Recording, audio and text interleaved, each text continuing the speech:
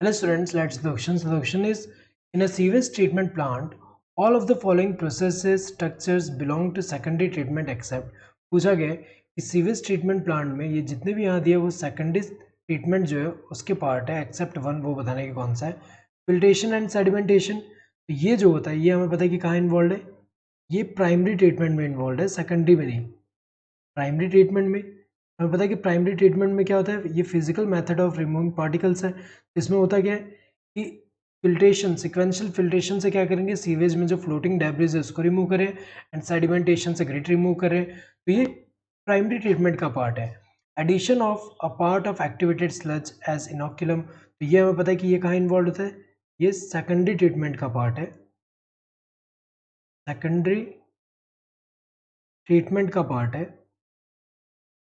ये तो गलत हुआ, पूछा है कि कौन सा इनमें से जो ये सारे के सारे जो है वो सेकेंडरी ट्रीटमेंट के पार्ट है एक्सेप्ट वन, वो बताने की कौन सा उसका पार्ट नहीं है, तो वो तो ये वाला है, ये वाला करेक्ट है। ये वाला तो गलत है, ये सेकेंडरी ट्रीटमेंट का पार्ट है। एनारोबिक स्लज डाइजेस्टर, ये भी हमें पता है कि जो एक्टिवेटेड स्लज जो होगा उसका हमें पता है कि कुछ पार्ट इनोक्यूलम की तरह लार्ज एरेशन टैंक में भेजेंगे, रिमेनिंग जो उनको एनारोबिक स्लज डाइजेस्टर में भेजेंगे, जिसमें एनारोबिक बैक्टीरिया जो होगा वो फ्लॉक को डाइजेस्ट करके उससे कुछ गैसेस रिलीज कर रहा है। तो ये भी किसमें इन्वॉल्व है, ये सेकेंडरी ट्रीटमेंट में इन्वॉल्व है। ये कहाँ पे इन्वॉल्व है, सेकेंडरी ट्रीटमेंट।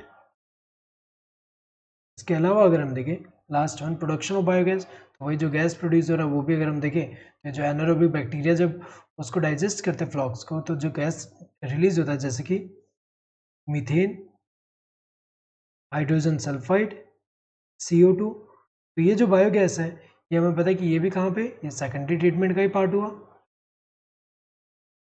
सेकेंडरी ट्रीटमेंट का पार्ट हुआ।